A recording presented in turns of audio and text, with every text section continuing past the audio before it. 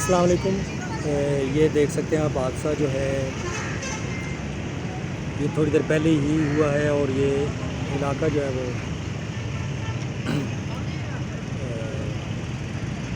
सगियाँ पुल से थोड़े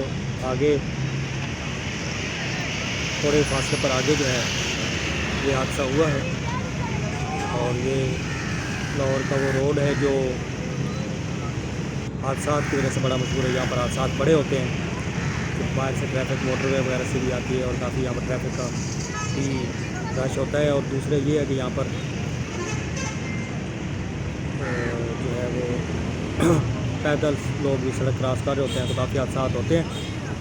लेकिन ये हादसा इंतहाई ख़तरनाक हुआ है। इतना बड़ा ट्रक और ये बड़ा ख़तरनाक तरीके से गिरा है, उलट गया है, आप देख सकते हैं।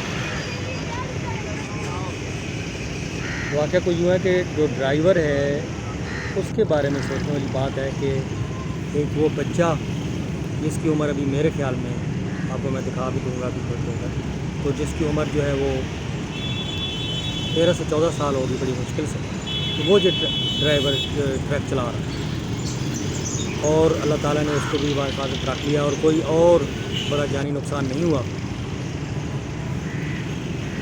उसके ड्राइविंग इस एज में करना ये इसकी इजाज़त भी नहीं मिलनी चाहिए। हमारे यहाँ उस चीज़ का भी ख्याल रखना चाहिए, पुलिस को इसका भी नोटिस लेना चाहिए।